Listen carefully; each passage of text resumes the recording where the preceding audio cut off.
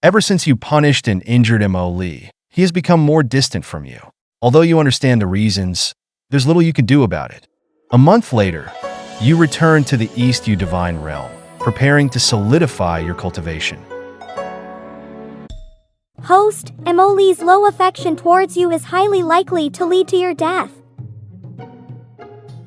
Starting today, this system will make some effort to help the host maintain Emoli's affection level. It will remind you when it suddenly drops. I suggest the host work on improving his affection levels, such as cooking more often. I don't know how to cook. Oh, well. You lowered your head, pondering for a few seconds, then raised it again with a hint of solemnity as you looked at the cooking utensils and stove. But I can try. There's nothing that can't be solved with a little effort, and to show your sincerity, you wouldn't use your magic. You're confident that you could do this. However, after some attempts, you found the color of the dish to be somewhat peculiar. Little did you know that the soot on your face was even more attention-grabbing. Feeling a sense of accomplishment, you carried the dish and turned around to take it to his room when suddenly, you met a gaze filled with iciness. The icy stare, upon noticing the soot smudged on your face, involuntarily lost some of its chills. As you turn around, Emoli quickly withdrew his icy gaze, lowering his attractive almond-shaped eyes. Only he knew how forced his smile was. You felt as if that glance earlier had been a figment of your imagination. Just as you were about to speak, Emoli approached you with a hint of excitement. Master, did you make this for me? His tone couldn't hide the surprise and delight. You, at a loss for words, nodded in response. Emoli looked genuinely pleased and took a bite with enthusiasm. Drawing from your life experience of being single and never having cooked in the 21st century, you were confident that this dish wouldn't taste bad. You watched Emoli eat bite after bite, feeling a tiny bit of anticipation. Emoli naturally sensed the unusual warmth in your gaze. He continued to eat most of the food calmly and then sighed in relief, looking at you with a mischievous smile. Master, the food you made is delicious. No, Emoli's affection is dropping. As you watched Emoli eating with a blissful expression, Is it that terrible? It's my first time cooking, so I'm not sure how it tastes. Let me try.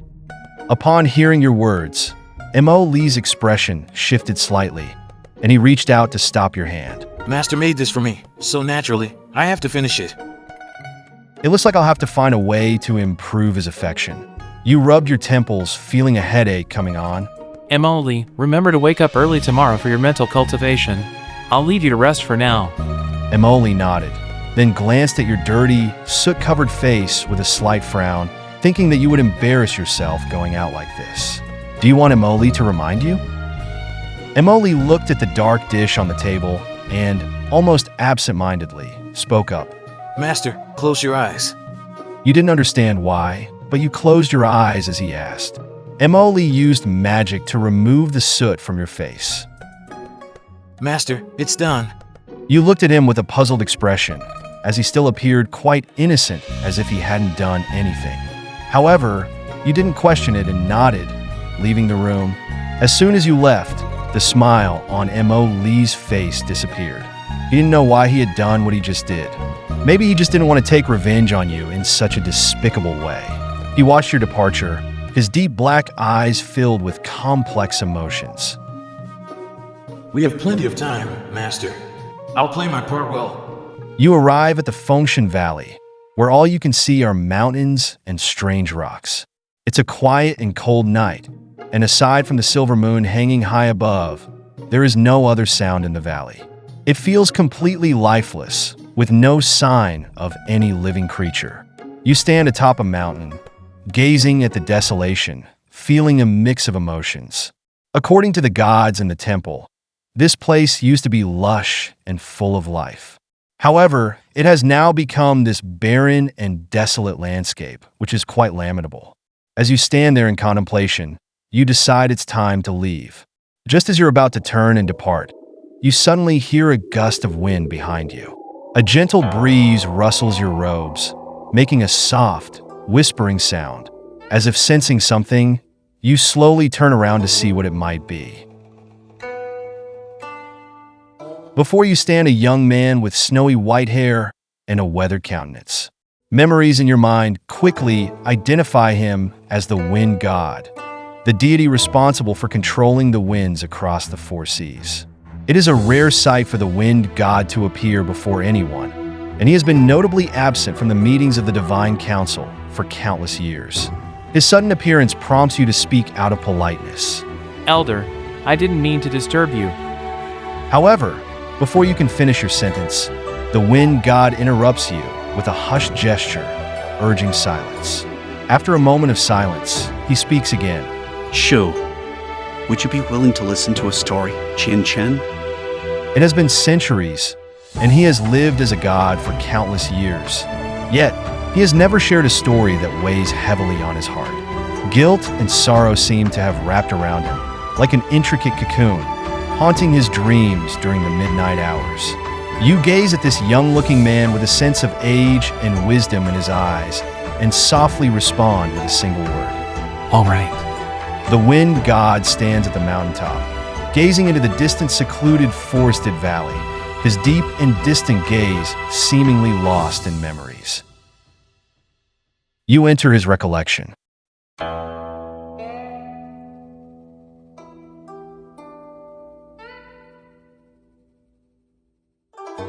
Second Prince, you can't go in there. If the Crown Prince finds out, you'll... I won't be discovered. We're the only ones who know about this. With that, Feng Shinan entered the room, leaving the guard outside. He was both anxious and hesitant since he needed to keep watch at the door. He dared not say much, lest they be found out. Feng Shinan, however, didn't ponder as much. He was simply curious, very curious. He had often seen his older brother enter this place, always bringing a steamed bun with him. When he left, his pockets would be filled with pearls. Could there be a monster hiding in there? But the race of monsters had long been exterminated by the gods, and in this world, there were only the races of ghosts, gods, and humans. So, where could a monster possibly come from? Filled with curiosity, Feng Shinan carefully ventured further inside. To his surprise, he found nothing unusual upon closer inspection. No strange people or objects. Tired from his exploration, he sat down. However, as soon as he sat down, it seemed like he triggered something, and the floor beneath him opened up, revealing a square hole. Before he could understand what was happening, he and the chair he was sitting on fell through. Terrified, Feng Shinan grabbed onto the armrest of the chair and tightly shut his eyes. With a loud thud, he landed safely. Fortunately, the mechanism was somewhat considerate. Slowly, he opened his eyes to find himself surrounded by mist. In the middle of the chamber was a pond, and Feng Shinan cautiously approached it to see what was inside.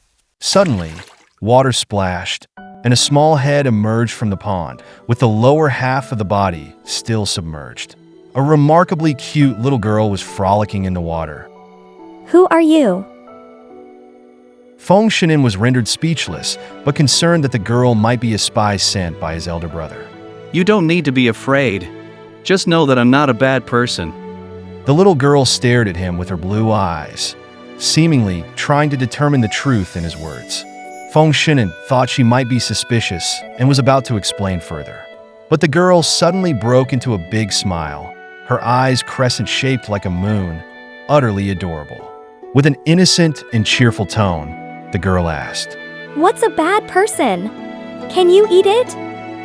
Her extreme innocence left Feng Shinan utterly speechless. After a moment of silence, he replied with a touch of helplessness. No, you can't eat them. You should stay far away from them. Okay. Are you hungry? A glimmer of light flashed in the girl's eyes. She hesitated for a moment, but eventually thought of something and replied with determination. No. As soon as Feng Shinan finished his question, her stomach immediately let out a loud growl. The girl blushed deeply and, feeling embarrassed, submerged herself in the water. Feng Shinan was startled and hurriedly approached, only to discover that the girl could breathe underwater, and her lower body was that of a mermaid. She was merfolk. This was the first time Feng Shinan had ever encountered a living mermaid, and he was astonished taking several steps back in surprise. Unaware of Feng Shinin's reaction, the girl remained submerged, looking forlorn. I can't cry anymore. I don't have enough pearls to exchange for steamed buns. The crown prince had demanded too much from her, causing her to deplete her spiritual energy. She couldn't even cry anymore, and if this continued, she might not be able to speak either. You don't need to cry. You need to focus on recovering your health. As soon as Shunin thought about it for a moment, he understood it all. He couldn't believe he felt compassion for a mermaid he barely knew for an hour, and an excessive level of attention that he shouldn't be giving her. Big brother, what's your name? It's the first time she's met someone so kind to her. This question made Shunin hesitate a bit because his identity was tied to his name, and revealing it could be risky. But all his concerns disappeared when he looked into the mermaid's azure eyes. It felt like a warm ray of sunshine, dispelling all darkness. The mermaid's pure and kind nature made Shunin reluctant to suspect her. You can call me Shannon. What about you, little mermaid? I'm Xu Etienne. Brotherin, from now on, we're friends. The word friend sounded surreal to Feng Shinin's ears, but he decided to embrace this newfound friendship. Xu Qian, wait here for a moment. I'll be right back. She nodded eagerly, her eyes filled with anticipation. Shinin, who was exceptionally bright, quickly found a secret passage leading out. The guard waiting at the door was getting increasingly anxious, muttering and pacing as he eagerly awaited his master's return. Just as he was fretting, the door suddenly swung open. I need to make a quick trip to the royal kitchen. Continue to guard this place for me. Second Prince, you're going in again? Is there a problem with that? Of course not. How would I dare to voice an objection? Shinin was worried that the young mermaid would go hungry, so he hurriedly went to the royal kitchen to sneak some food. Returning to the secret chamber, it was already late at night. The mermaid looked at the basket of delicious treats with warmth in her heart. You don't need to bring so much. I usually only eat one bun. Hearing this, Shinin furrowed his brows, taking on the role of a responsible adult. You're still growing, and one bun doesn't provide enough nutrition. You should eat more. Seeing the mermaid hesitate, Shinin resorted to a firm tone. You'll eat what I brought. Are you afraid that I might have poisoned it? The mermaid quickly responded. I trust you, Brotherin. Even if you did poison it, I'd still eat it.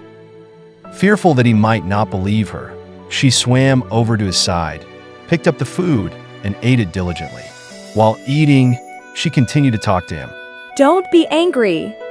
I'll eat them right now, and I'll finish them all. He couldn't help but notice the effort she put into pleasing him, and ironically, it made him even more fond of her. He suddenly had a bold idea when he thought about what his elder brother had done to the young mermaid. From then on, Shinin would secretly take the mermaid out to play whenever he could. They would go to festivals, pray, and watch performances together. Their bond deepens. Soon enough, Shinin's elder brother, Xin Yue, became aware of their relationship and called Shinin to his side. You have some nerve. Elder brother, do you realize who you're imprisoning? She's a mermaid from the divine race. Aren't you afraid her people will seek revenge? So what? No one can stop me from doing what I want. Shannon, if you ever see her again, I swear I'll make her wish she were dead. Elder brother. Shut up. Don't call me elder brother. You, this illegitimate fool, have no right to call me that. Shinin turned to leave when he bumped into several people carrying baskets. But this time, instead of pearls, there was something else in the baskets, and it was stained with blood. His heart sank, and his resolve grew even stronger. Shen Yue, I can agree not to see her, but you must take good care of her. You surely understand the meaning of not killing the goose that lays the golden eggs, right? With these words, he left, and the two brothers parted ways. Half a month later, the young mermaid noticed that she hadn't seen Shinin in a long time. Worried that something might have happened to him, she tried to behave well in front of the people who were holding her captive. Even when her spiritual power weakened, she still produced pearls for them. However, These cunning individuals only told her that Shunin was doing well and took the pearls without providing any real information. Then, one day, Little mermaid, I'll take you away. You need to leave. seeing him covered in wounds, the young mermaid couldn't hold back her tears. Shunin didn't want her to cry and quickly reassured her. I'm fine. These are just some scratches I got from falling the other day. Who gets scratched with wounds that look like knife cuts? The young mermaid, while innocent, wasn't naive. He was worried that they might not be able to escape later. He gritted his teeth and tapped the back of the young mermaid's neck, causing her to faint. He then carried her out. As soon as they were outside, Shunin ran like crazy, reaching the seaside and gently placing the young mermaid down. The waves carried her away into the depths of the sea. Shunin knelt on the ground, panting heavily, and watched the young mermaid happily return to the ocean. However, the group of people chasing them caught up, and the eldest prince's men cornered Shunin, beating him brutally with sticks. The young mermaid quickly regained consciousness in the sea. When she saw Shunin covered in injuries, she felt her heart ache for the first time. She shed tears instead of pearls. It was genuine, heartfelt tears, understanding that Shunin had sacrificed so much for her freedom. The young mermaid wiped away her tears and swam into the deep sea without hesitation. Brethren, wait for me. You want human legs? Yes! I want to protect him. Please, princess, help me. Do you know what price you'll have to pay for this? Is it worth it for a mortal? It's worth it. Princess, I want to protect him. Remembering something, the beautiful woman's azure eyes flashed with a hint of curiosity. She looked at the young mermaid steadily and smiled gently, though no one knew how complex her emotions were behind that smile. 13 years later, within the royal palace, the cries of palace maids echoed through the inner courtyard.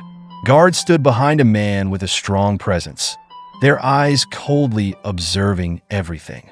The man, handsome and with emotionless black pupils, pursed his lips with a cold demeanor.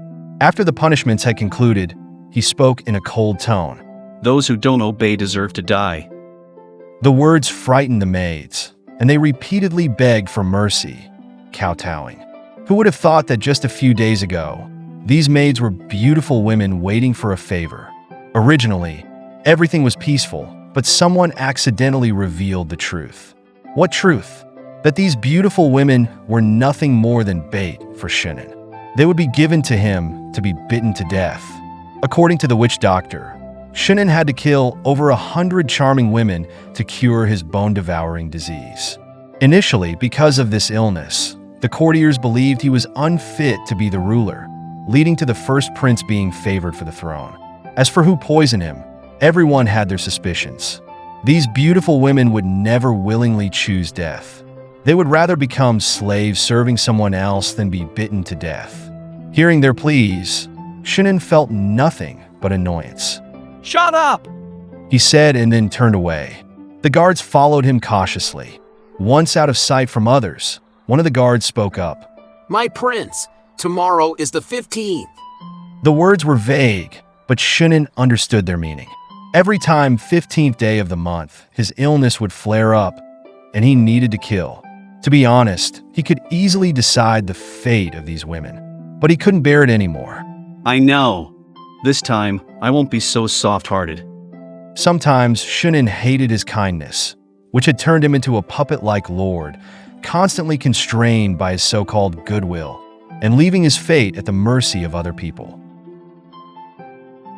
At the gate of the prince's residence, a delicate and beautiful woman with bright eyes stared at the entrance, filled with anticipation. Brethren, I'm here. The same day, The first time I'd encountered someone so fearless. We warned her, but she still insisted on taking care of the prince. Let's not talk about it. He needs her, and she came just in time.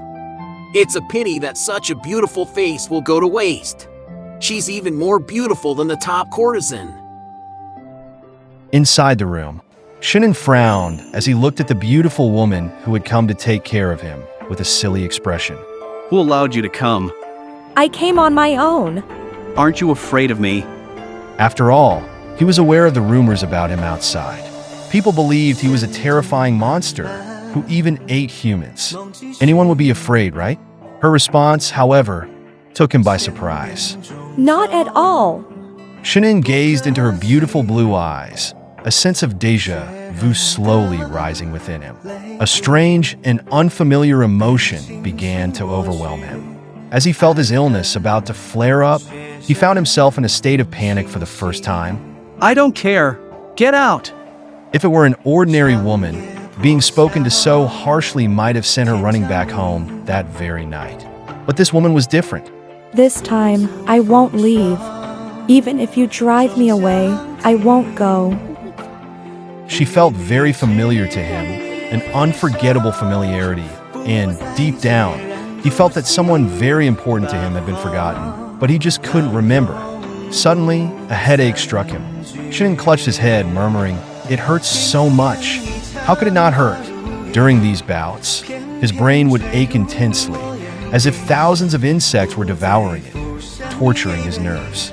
The woman quickly grabbed his hand, closed her eyes, and checked his pulse. In an instant, she understood everything, wishing she could bear it all for him. Ignoring his resistance, she held him tightly. I'm sorry, Brotherin, I'm here now. Don't worry, I'll be with you. I'll cure you, and I won't spare a single one of those who harmed you. Shin'en, struggling with his last ounce of reason, tried to push her away, but she held on too tightly. By the moonlight at the window, the moon gradually reached its full phase, and Shin'en's eyes slowly turned blood red. Unexpectedly, he felt a sharp pain in his neck. It turned out that Shin'en had grown fangs and bitten her. Helpless, she endured it. After all, she was a mermaid with a physique different from humans. If she were a human woman, she might have perished from such a bite long ago. A sleepless night. When Shin'en woke up, he rubbed his head, trying to clear his mind. Unusually, he had slept very peacefully. Turning to his side, he expected to see the woman's lifeless body, but she was nowhere to be found. Perplexed, he was greeted by a beautiful young girl who entered with a tray of food. Without paying attention to Shin'en's reaction, the girl held a spoonful of soup, ready to feed him. My prince, have some soup. Her tone was like she was coaxing a child. Deeply offended, Shin'en raised his hand and knocked the carefully prepared medicine out of her hand. However, the girl wasn't angry. Each time he knocked it over, she remade it until she finally won. For the 100th time. My prince, have some soup and don't throw a tantrum anymore. Rarely seeing the girl's annoyed yet charming expression, Shin'en was unexpectedly pleased but remained stubborn. I have hands. I can feed myself. The beautiful young girl shot him a fierce warning glare, making it clear he should cooperate. Shin'en, with a face full of frustration, obediently opened his mouth to be fed. She smiled gently, a smile that could melt hearts and bring spring wherever it went. Shin'en couldn't help but be mesmerized. Living together, Shin'en had tried to investigate her background, but in the end, he suddenly realized that he felt differently about this person. Being with her made the air feel sweeter, and he had truly fallen in love with her. Her past didn't matter, he just wanted her by his side. However, Shin'en didn't know how much of her spiritual power was mixed into his meals. She spared no effort and even risked her life to cure him. Every full moon night when his illness struck, she would let him bite her, and it was excruciatingly painful. Her body felt the pain, but her heart felt happy. Finally, a year passed. Finally, she could cure Shin'en completely. She infiltrated the royal palace of the human race, eliminated the witch doctor who poisoned Shin'en, took the poison from the witch doctor, and administered it to the emperor and Shin'en's older brother, Xinyue. This was her way of using their methods against them. After completing all of this, she returned to Shin'en's side. On the final full moon night, she gave him all her spiritual power, cut her chest to feed him her heart's blood, and finally cured his poison. If there had been another way to treat his poison, she wouldn't have had to go to such lengths. But for her, Shin'en's well-being was more important than anything else. In the end, Shin'en recovered from his illness, but the beautiful young girl died in his arms. In his moment of grief, another stunning woman took her soul away. Before leaving, she arrogantly said, "You are not worthy," and departed. From then on, Shinan underwent a complete transformation. Despite the opportunity to claim the throne, he willingly gave it up. He secluded himself in the mountains, dedicating himself to rigorous training, determined to become a member of the divine race and to resurrect his little mermaid. He couldn't comprehend why fate had played such tricks on him, allowing him to remember everything only when he was forever separated from the Little Mermaid. But when he finally ascended to the divine realm, becoming the first wind god to achieve such a feat through the training of a mortal, the bitter truth remained. He still couldn't bring his Little Mermaid back. After hearing all of this, you fell into contemplation. Isn't it ironic? You suddenly understand why his valley has lost all vitality, devoid of the love and light in his heart. It's impossible for anyone to find solace in such a situation. 1,000 years of love, separated forever. Do you decide to help them? Their love story is deeply moving, and even you can't help but feel sorry for them. You have a bold idea, which is currently the only way to fulfill their wishes. Elder, there's a way to reunite you two. The withered eyes of the wind god brighten up at your words as if a single candle was lit in the pitch-black night. He's both surprised and delighted, yet still watches you closely, fearing that you might be jesting. Is it true? Do you have a way? There is a way, but you, Elder, will need to pay an equivalent price. I believe that the soul of the mermaid is with the mermaid princess, and it's thanks to her that there's still a glimmer of hope for the mermaid's survival. But I need to use my inner elixir to aid the mermaid in her reincarnation, and in exchange, you will lose your inner elixir and become a human. All your painstaking cultivation will be in vain, and in the next life, both you and the mermaid will be humans. You expected Wind God to hesitate, but to your surprise, he agreed without hesitation. I became a god for her. What meaning does it have if she's not with me in my godhood? In the next life, I'll protect her properly. You nod slightly as you begin to set up the spell, preparing for the final step to extract his inner elixir. The Wind God suddenly speaks and shares a profound message. Chin Chin, everyone knows that the gods are supposed to protect mortals, but the premise of protecting mortals is that we must also protect our loved ones. If we can't even protect our loved ones, how can we talk about protecting mortals? Treat the people around you well. Don't wait until you lose them to realize their worth. Don't be like me. And lastly, thank you, Chin Chin. You respectfully nod to him and proceed to take his inner elixir. You then cast a spell to summon the 3 souls of the mermaid. As expected, the mermaid princess appears. Lord of the Eastern Realm, I hope you are well. Princess Lee, would you be willing to grant me a favor? Hand over her soul, and I will aid her in reincarnation. After a moment of silence, I am not heartless. After 1,000 years, it is time for my foolish sister to reincarnate. My brother asked me to wait for someone destined, and I believe that someone is you. Thank you for your willingness to help. I didn't know the whole story before this. In truth, Princess Lee should be thanking the Wind God himself. she gave Wind God a deep look, and a complex emotion flashed in her normally aloof eyes. Then, she slowly floated into the air, her arms outstretched. Purple celestial energy radiated from her forehead and gradually transformed into a human-like figure. The girl was carried by a layer of white mist, slowly passing through the spatial barrier and landing in Wind God's arms. He saw the little mermaid he once cherished, and he held her as if she were a precious treasure. Princess Lee gave a reluctant look at the little mermaid, then disappeared from your presence. Time was limited, and you began to cast a spell to open the gateway to reincarnation for them. You watched as they entered the cycle of rebirth together. After they departed, you noticed that the valley had come back to life. The vegetation flourished, and the sounds of insects and birds filled the air.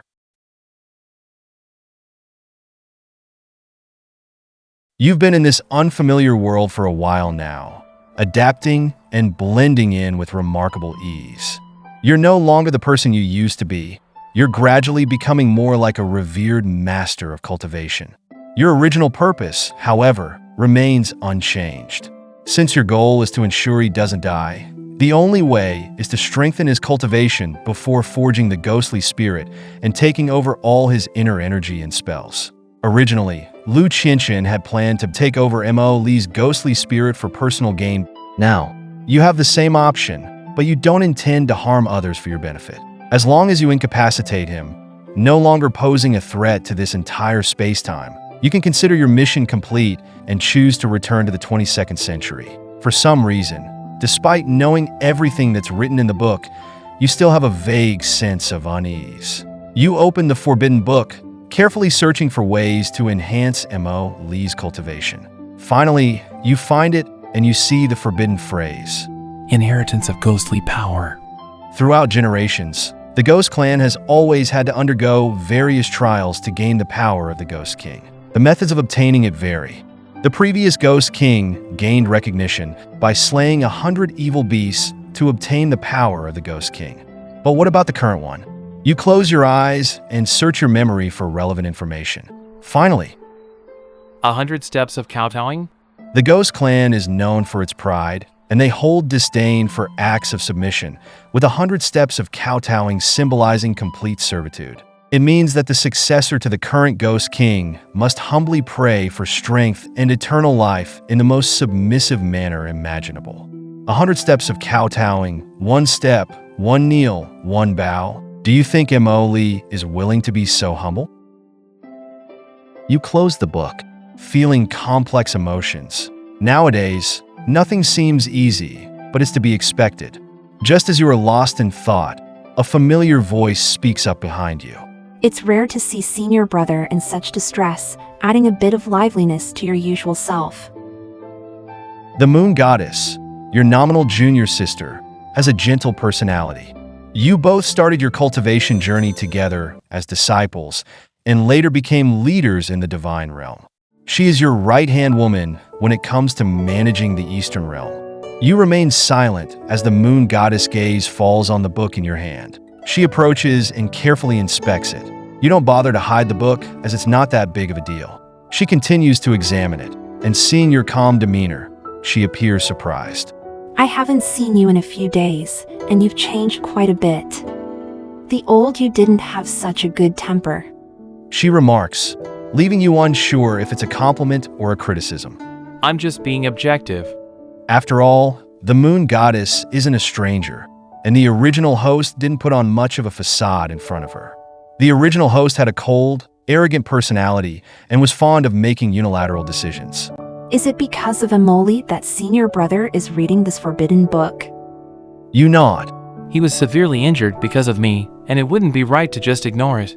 I've noticed that senior brother has changed quite a bit since you've come back, especially in his attitude towards Emoli. The Moon Goddess deliberately emphasizes Mo Li's name, and there's a hint of amusement in her eyes. Surprised by her comment, you almost drop the book, but you quickly regain your composure. It's always been like this. It's just that junior sister never really understood me. You say calmly, with no change in your expression. Senior brother, you're teasing me again. But I find it more pleasant to hear than before, hee hee. However, her expression suddenly becomes serious. Speaking of which, senior brother, Emoli is not an ordinary person. Keeping him by your side could lead to trouble. Shouldn't we send him to the mortal realm to gain some experience? Because of his presence, those old guys in the upper divine realm haven't stopped mocking you. If we were to exile Emoli to the mortal realm, I don't think senior brother would face as much gossip. Unfortunately, I don't want to do anything that would please them. Some of those people up there are even more despicable than the members of the Ghost Tribe. Emoli is under my protection, and I won't allow anyone to harm him except for me. However, you can't express your true feelings about this situation. Everyone is equal, and since I am his master, I cannot be heartless and abandon him so easily, even though he is half human and half ghost. All right. You wanted to continue reading the book and ask the system some questions, but this girl has been persistent, making it hard for you to keep quiet. When you're up to something, just say it, junior sister. Senior brother, you always understand me the best. You know, in a few months, it will be Crown Prince Jujua's birthday, and, What? it's, oh my. Senior brother, you know what I mean. I don't understand. How can you not understand? It's, senior brother, you really don't understand, sniff. In previous years, you always represented as 4 gods at the event. Now that you're specifically discussing this with me, either you want me to go in your place or you want me to accompany you. You spoke slowly and methodically, and your analysis impressed the moon goddess, leaving her in awe of your wisdom. But everyone knows about your admiration for the 9th prince, so the possibility of me going as your substitute is unlikely. So, I assume you want me to accompany you, and the reason? Probably to boost your confidence. Senior brother, your mind is as sharp as ever, sniff. So, senior brother, will you accompany little Chanue? Sure. Sure. Did I just hear that right? Senior brother, when did you become so reasonable? Your reaction makes me want to take back that statement. So, it's settled then. Senior brother, I'll come to you when the time comes. After she finished speaking, she happily bounced away, and you watched her receding figure while letting out a long sigh. According to what she said, you began to recall the content of the book. The 9th prince holds a prestigious position as the 9th son of the Dragon King. He is highly favored and is famous across the 4 seas for his handsome looks and talent.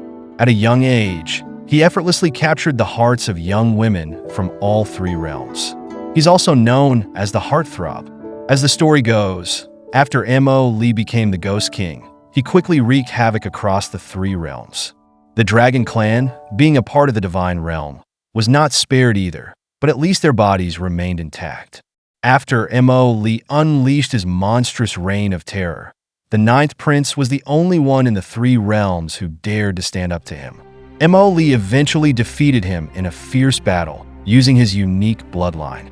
The 9th prince disappeared from the public eye afterward. Your friends and allies either scattered or died in the great battle. The position of the Ghost King in the Ghost Realm remained vacant for 100 years, and the Ghost Realm's turmoil and chaos continued to affect both the mortal and divine realms. Speeding up Mo Li's inheritance of the Ghost King's power wasn't just for the mission, it was also his destiny. Mo Li's physical condition was not suitable for cultivation in your world, so it was necessary to pass on the power of the Ghost King to him as soon as possible. You didn't want to delve into how many lives that catastrophe had destroyed. What you knew for sure was that you wouldn't allow the same tragedy to happen again. This was something you had to accomplish. Passing on the power of the Ghost King to Mo Li as quickly as possible was the first thing to do. A few days later, you took him to the Ghost Realm. There were guards from the Ghost Realm at the boundary between the Divine and Ghost Realms. Hehe, isn't this the Eastern Lord of the Divine Realm? What brings you here today? Just to make it clear, we're not trespassing onto your realm. I want to go down to the Ghost Realm. Upon hearing these words from you, Mo Li, who was following behind you, showed a hint of surprise in his eyes. The 2 ghost guards seemed to gain some confidence upon hearing your request. After all, you were heading into their territory, and they believed you wouldn't cause any trouble. Going to the Ghost Realm is possible, but you'll need to show your token. You presented your token, and the ghostly woman nodded, allowing you to enter. However, when Mo Li attempted to follow you, a ghostly figure suddenly blocked his path. Wait a minute. Who are you? I've never seen you before. Besides, this person seems to have a faint ghostly aura, like a half-human, half-ghost. His gaze turns cold. And I've heard rumors that over a decade ago, there was a secret liaison between the human realm and the ghost realm, resulting in a bastard child. Could it be you? He remained silent, but an eerie chill emanated from his entire body. His lips pressed together, and his left pupil shifted mysteriously between red and black. What you don't know is that anyone daring to speak like this to him invariably met a gruesome end. As you heard their words, your eyebrows furrowed slightly. Turning around, your icy gaze settled upon them. He is my disciple, not a bastard. If you continue to be disrespectful, don't blame me for not showing any mercy. Your tone was deceptively calm, but the pressure was palpable. In your previous world, these individuals would have either ended up hospitalized for 6 months or had their throats slit. The denizens of the ghost realm were well aware of your nature. You were not known for your leniency. While you portrayed yourself as a benevolent figure, in reality, a few years ago, a ghostly figure had accidentally brushed against your clothing. In response, you had unsheathed your sword and caused his demise. The ghostly figure's expression soured at the memory. Aren't you afraid that killing us would provoke conflict between the two realms? You were about to respond. The atmosphere suddenly changed, and the two ghostly figures exchanged glances. Feeling that they were in the wrong, they reluctantly allowed you to proceed, fearing the consequences of further resistance. As M.O. Lee brushed past them, his eyes filled with darkness. He swept his gaze over their faces. He will remember these two, walking on a road. The feeling of being defended for the first time was unexpectedly refreshing for M.O. Lee. He had always believed he didn't need anyone's protection, as anyone who challenged him had met their end. Experiencing someone standing up for him for the first time felt good. But why did it have to be you? You want me dead? Why are you putting on an act in front of me? Hypocrite! M.O. Lee followed closely behind you, his eyes darkening, his fingers tightening as they dug into his flesh. The pain couldn't conceal his growing hatred for you. You were unaware of all this, focused solely on finding the place to help him inherit the Ghost King's power. As if sensing something, you slowly raised your head and looked at the distant mountains, contemplating for a moment. We're here. Emotions swirled within you, and your clear voice abruptly interrupted M.O. Lee's thoughts. You suddenly stopped in your tracks, and M.O. Lee's forehead bumped into your back. He looked up at you with a puzzled expression. Master? You didn't look at him. Your gaze was fixed on the other side of the mountain. You knew what was there, and you knew what you and M.O. Lee were going to do. With a heavy gaze fixed in the distance, you softly uttered one word. Neil. Neil? What? Suddenly, something flashed through M.O. Lee's mind, and an unknown desire surged within him. Even though he knew what it was, he couldn't help but ask. What do you want me to do, Master? To help you obtain the inheritance of the Ghost King. M.O. Lee's gaze dimmed slightly.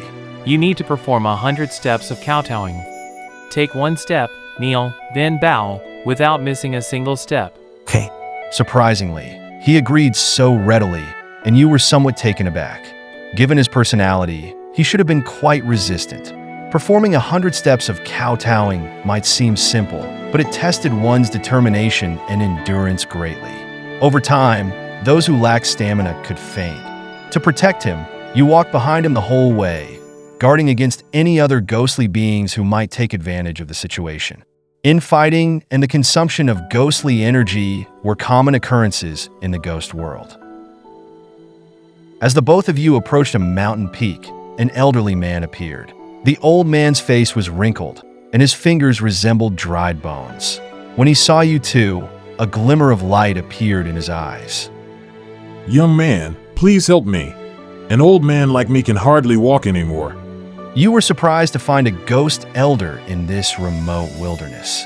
You discreetly used your divine vision to confirm that the old man was indeed just a weak ghost and posed no threat. Old man, are you alone here? Yes, I almost got eaten. Fortunately, they found my ghostly energy too weak to bother with. But my children, sigh, now I'm the only wretched old man left. What bad luck. Then, before you could finish your sentence, he interrupted. Young man, can you carry me? I can't walk any longer. With your limited magical abilities in the ghost world, you couldn't teleport him home. All right. After that, you kneeled, but he quickly helped you to your feet. Young man, I know you're a big shot in the divine realm, so having a little ghost like me lying on you might get me frozen by your aura. Even if I didn't die, I'd lose half my life. You looked at the exhausted M.O. Lee. I think this young man is quite promising. His aura is similar to mine. Without hesitation, you refused outright, even surprising yourself with your decisiveness. No. Although you were usually cold and detached, the instinct to protect those you care about was deeply ingrained in you, even if M.O. Lee might be your enemy. At least for now, when he called you master, it was difficult not to protect him. If possible, you would have taken the 100 steps of kowtow for him. Young man, please have mercy on an old man like me. Emily also overheard your conversation and observed the old man with a slight frown. He had a bit of germophobia and disliked physical contact, but he understood your predicament. You found it difficult to refuse people. Wiping the sweat from his forehead, he smiled at you. Master, it's all right. I'll carry him. Don't push yourself. Kowtowing was one thing, but now he had to carry an old ghost on his back.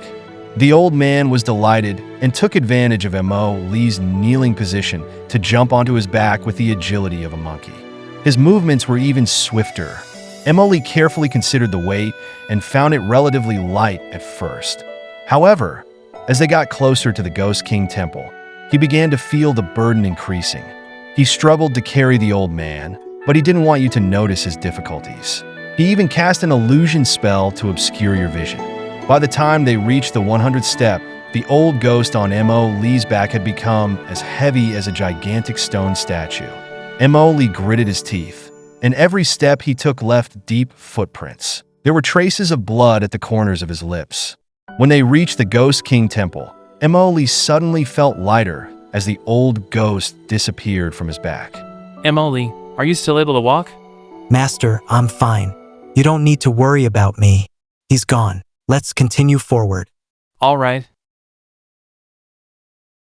As you entered the stone temple, a pungent, metallic smell filled the air. The sound of stone statues vibrating caught their attention as numerous dark energies emerged from the statues, swirling around them. A skull mask flew out from one of the statues, hovering in midair and staring down at the both of you. It has been hundreds of years, and you are the first to pass my test. The voice sounded exactly like the old man from earlier, and you both understood that this was the real test. A seductive female voice emerged from one of the stone statues. You persevered through this. Think about it. In the past, how many members of the ghost race refused to carry you or were crushed to death by you?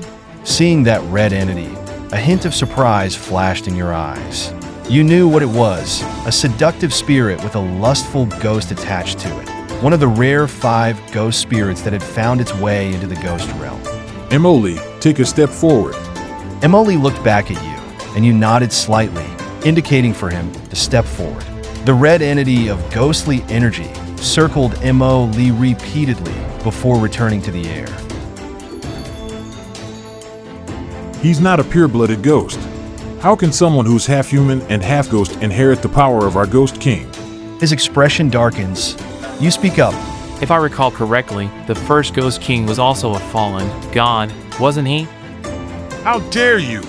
Clearly, bloodline is never the standard for judging one's ability to possess the power of the Ghost King. Elder, based on the rules from previous years, Emily has passed the test. You can't your mind at the last moment. Hee hee hee, eloquent and clever, I like it. The ghostly energy of the Ghost King was rendered speechless by your words.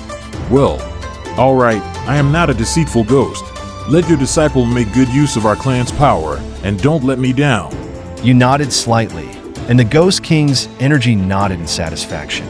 All the black energy surrounding the skull mask suddenly surged toward M.O. Lee, and he felt a certain power expanding infinitely within him. His meridians seemed to be instantly cleared, and all previous discomfort disappeared. However, the power was overwhelmingly aggressive, surging through his internal organs. Seeing this, you placed your hand on his shoulder, exerting your hidden power to help him control the surging force. After a struggle, Mo Lee's aura finally stabilized. You were about to retract your hand when a dark purple-black light suddenly burst forth from behind the stone statue. Using M.O. Lee's body as a conduit, the strange power surged directly into your body. You felt your breathing being blocked, and so you hastily cast spells to restrain this unruly foreign force. However, it was already too late. The power quickly integrated into your body, and with your current abilities, you couldn't separate it. Seeing your distress, Emily reached out to support you. Master, what's happening? Hee hee hee. Your master has received my legacy. I admire him very much. I'd rather give my power to him than to any other. You slowly held your head, feeling dizzy and lightheaded. Everything in front of you was swaying. Although Lee should have been happy about this, he couldn't find joy in the situation. What have you done to him? He. Don't worry, your master hasn't suffered any harm. In fact, it will assist his cultivation, and he'll become immune to ordinary ghostly energy. There's just one small thing I should remind your good master of. Every month, on the night of the full moon, his personality will change dramatically, and he'll have to consume his desire. Also, just a friendly reminder, tonight happens to be a full moon night. It's quite amusing to think about, isn't it? But after all, I am helping him, right? With those words, the seductive spirit, along with the black energy, disappeared. You didn't catch everything they said, but once they were gone, you felt much better. However, you noticed that Lee's face looked extremely troubled. Lee, what happened? Lee hesitated for a moment, his expression complex. He decided to inform you about what the seductive spirit had done to you. He was about to speak when suddenly the entire temple started shaking violently. Once the power within the temple disappeared, the temple itself would cease to exist. Seeing a massive stone block above your head about to fall, you didn't have time to consider anything. You grabbed Lee's hand and swiftly flew out with your sword.